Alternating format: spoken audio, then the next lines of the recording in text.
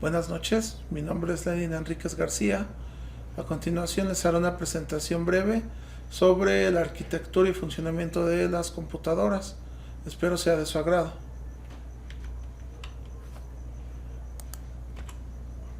Muy bien, vamos a tomar como principio esta pequeña imagen. No se ve muy bien, pero sí es clara la cuestión. ¿Cómo viaja la información dentro de la computadora? Bueno, la computadora es un conjunto de dispositivos y de programas que tienen como finalidad cumplir algún tipo de indicación. Aquí podemos ver, por ejemplo, que se compone por diferentes tipos de dispositivos, tanto externos como internos, que tienen un proceso, un ingreso, proceso y salida de información, el cual podemos resumir de la siguiente forma.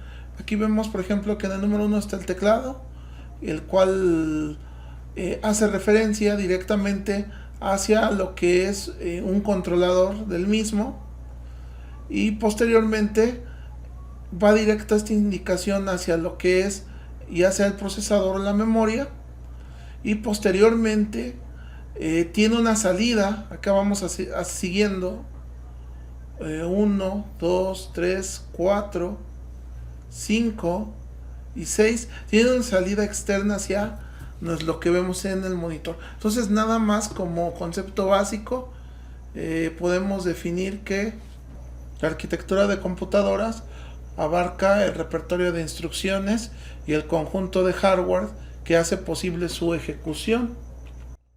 Ahora bien, para poder comprender esto, debemos de saber primero cómo está estructurado la computadora en sí. La computadora se maneja a través de dispositivos.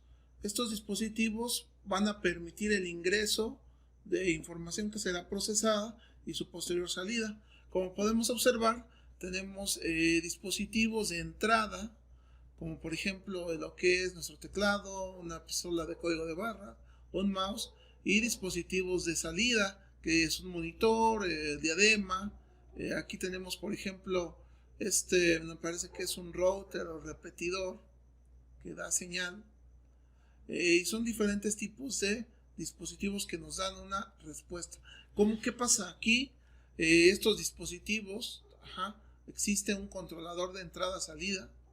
Este controlador es una parte que se comunica directamente con la memoria a través de los buses que dispone, o en el CPU, dependiendo el tipo de computadora que se maneje. En este esquemita vemos cómo podemos tener tanto entrada como salida, ¿no?, de cada una de las indicaciones. Posteriormente vamos a ahondar en una de las partes más importantes, el cual es el CPU. El CPU es el cerebro de la computadora. ¿Qué significa esto? Que va a ejecutar las aplicaciones, sistema operativo, programas, y también las órdenes que da a los dispositivos de entrada o salida, que van a permitir su correcto funcionamiento. El CPU se integra de una unidad aritmético-lógica que tiene como finalidad, en este caso, encargarse de realizar las transformaciones de los datos, pero estos datos deben de ser controlados, deben de tener un mando, y esta es la parte complementaria de la unidad aritmética lógica, que es la unidad de control. Esta unidad de control se encarga de leer de la memoria todas las instrucciones que debe de ejecutar. Y en este caso genera señales de control, o sea, indica las instrucciones que se van a dar o a realizar. La unidad de control, en este caso, consta de un código de operaciones binarias, o sea, son unos y ceros, el lenguaje natural de la computadora. Para poder ejecutar la indicación, la unidad de control la almacena en un registro especial, o sea, lleva un control, acá vemos un registro, para posteriormente propagarlos. Los registros son el almacenamiento de los resultados que puede dar la unidad aritmético-lógica, y que posteriormente controla y manda indicación la unidad de control. El almacenamiento de estos registros es de diferentes tipos. Por ejemplo, tenemos contadores, registros de instrucción o registros de estado de hardware. También hay otro que se llama registro acumulador, el cual en este caso es que algunos CPUs realizan operaciones aritméticas en un registro llamado acumulador, ¿sí? Su función es la de almacenar los resultados de las operaciones aritméticas y lógicas. Posteriormente podemos observar aquí en el esquema que al momento de que pasan los datos, su siguiente parada es a la memoria RAM, memoria ROM o unidad de memoria, el cual será el siguiente tema en el cual vamos a ahondar. Vamos a ver que la memoria tiene como finalidad el almacenamiento de la información. Existen diferentes tipos de memoria, ¿sí? La memoria principal y la memoria secundaria. La memoria principal es interna y se integra en este caso por diferentes tipos de chips. Algunos de los más comunes son los SDRAM o los diferentes tipos de modelos del mismo, como la arquitectura DDR1, DDR2, 3 o 4 y su factor, el factor que puede ser SODIMM o DIMMs, dependiendo el tipo de encapsulado que tenga el chip del mismo. Esta memoria principal tiene diferentes funciones, las cuales ahondaremos en la siguiente diapositiva. Vamos a también dar el ejemplo de la memoria secundaria. La memoria secundaria se encuentra en los dispositivos en los cuales se tiene un almacenamiento que no depende, en este caso, de la energía eléctrica o de la actividad del mismo, ¿no? Esta memoria principal, a pesar de que es más rápida y todo, es temporal, no es definitiva, únicamente tiene un carácter temporario y va siendo muy cambiante. Pero esta memoria secundaria, que integran por ejemplo los discos duros, las unidades y tarjetas extraíbles, tienen la finalidad de dar almacenamiento definitivo y posteriormente el manejo del mismo. Ahora bien, vamos a observar aquí que la memoria, tenemos dos diferentes tipos de memoria que fueron los que mencionamos, memoria primaria y secundaria. Nos dice que las memorias primarias son internas y las secundarias son externas. Las memorias primarias tienen una mayor velocidad, pero tienen un menor grado de almacenamiento. Las memorias secundarias tienen una mayor capacidad de almacenamiento, pero una menor velocidad. En el siguiente esquema podemos ver la jerarquía de la misma, en donde podemos nosotros observar esta relación inversamente proporcional. Esto quiere decir que a mayor nivel de adentramiento va a ser mayor capacidad y menor costo, y por el contrario, los primeros niveles o los primeros ciclos de acceso que aquí nos están dando son aquellos que tienen mayor velocidad y que por consecuencia van a tener un mayor precio. Entonces, por ejemplo, la memoria RAM, principalmente, que es la memoria primaria, pasa a través de lo que es, en este caso, como un componente intermedio. Aquí lo vemos, el componente número 1 de mayor velocidad o tiempo de acceso, generalmente es el CPU, los registros que vimos anteriormente. Posteriormente tenemos dos niveles intermedios entre el CPU y la memoria RAM o de acceso aleatorio, la memoria primaria. Estos dos niveles de accesos tienen el nombre de cachés. Los cachés son memorias intermedias que tienen la finalidad de guardar registros rápidos para poder ser consultados sin necesidad de directamente interactuar del CPU a la RAM, sino que pasan a esta memoria y posteriormente van al controlador del dispositivo o al CPU si así se requiere.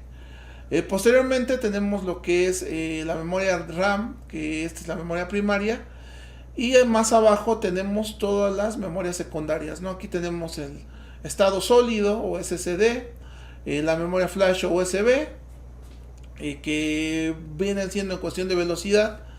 Tenemos, por ejemplo, en el SSD puede venir en un puerto SATA o M2 con mayor velocidad.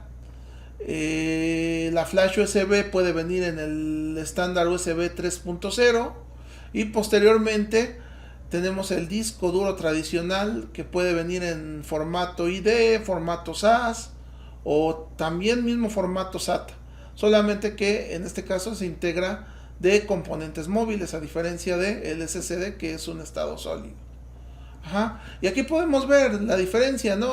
Cómo tenemos el tiempo de acceso a un ciclo, que dice que un ciclo es 0.5 nanosegundos, que son del registro del CPU y la caché, hasta posteriormente bajar de los, por ejemplo, aquí tenemos 300.000 a 3 millones de ciclos en la memoria USB y en el disco duro de 10 millones a 100 millones de ciclos. Entonces aquí podemos ver lo que es la memoria y sus diferentes particularidades.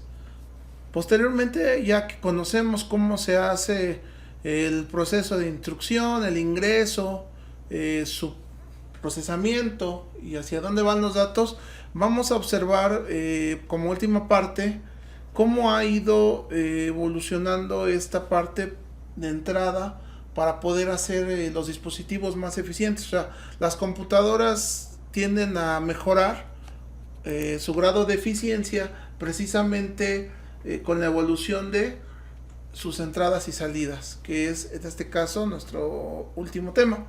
La evolución de entrada y salida. ¿Cuál era la lógica? Ajá, según la arquitectura que se fue manejando o que ha sido la vigente, que es la de von Neumann. Ajá.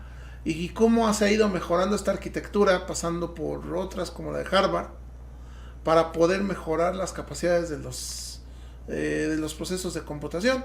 Bueno, pues en primera instancia teníamos que el CPU controlaba el dispositivo, o sea, directamente el CPU recibía la señal del dispositivo y se encargaba de las indicaciones del mismo. Ajá, esto era en un principio. Posteriormente se desarrolló el controlador de entrada y salida. ¿Qué significa esto? Este controlador, que era un dispositivo dedicado, recibía los datos, ajá, de lo que era el dispositivo. Ajá. Estos dispositivos o este puente entre el dispositivo y el procesador o CPU eran en este caso controlados por esta parte. Aquí lo podemos ver, que teníamos datos de y desde el exterior se ponían en un buffer transductor y había una lógica de control, ¿sí?, que mandaba un estado hacia lo que era el procesador o CPU. Posteriormente hubo un cambio muy importante, porque aún así pues estaba ocupado prácticamente el recurso del CPU esperando alguna señal y demás. ¿Qué es lo que pasó? Como siguiente paso de evolución, el concepto de interrupción, ¿sí? ¿Qué es una interrupción? Bueno, vamos a ver qué es lo que pasa con una interrupción. La interrupción la podemos definir de manera breve como el cambio de estado reportado de un dispositivo hacia la respectiva unidad de control del mismo. ¿Qué significa acá? Podemos ver este ciclo, que aquí está el inicio, que se lee la instrucción, se ejecuta, y si hay alguna interrupción se comprueba de dónde viene, y si es necesario se le quita la carga de trabajo al procesador. Ajá. ¿Y qué hace? Bueno, va y resuelve la instrucción y posteriormente regresa a su estado. Aquí lo podemos ver. Nos dice que estos problemas de entrada-salida programada o pooling, que era lo anterior, ajá, la CPU no podía hacer otro trabajo, tenía que estar esperando esa indicación. Ajá. ¿Y qué pasó? La solución fue la interrupción, porque la CPU sigue con sus demás procesos, y cuando el periférico, que en este caso ponen que es el teclado, avisa a través de la interrupción, atiende ese llamado y posteriormente lo resuelve y regresa a sus actividades previas.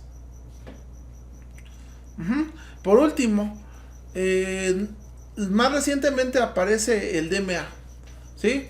¿Qué es el DMA? El acceso directo a memoria, en el cual este controlador o el dispositivo, aquí tenemos el periférico, manda la señal a su controlador y posteriormente se hace este puente, ¿no?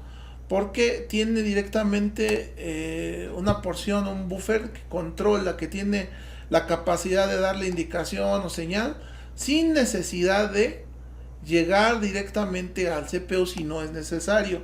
Obviamente que si es necesario, sí llega la indicación, pero hace el puente entre lo que es la memoria RAM y el periférico de entrada y salida.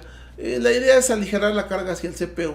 Sin embargo, bueno, también si la indicación lo requiere, pasa al controlador de entrada-salida y este hace la función del CPU y hace el ciclo hacia la memoria RAM y regresa de la memoria RAM hacia el controlador y el periférico. Y bueno, con esa pequeña explicación, le agradezco mucho su atención, esperando cualquier retroalimentación.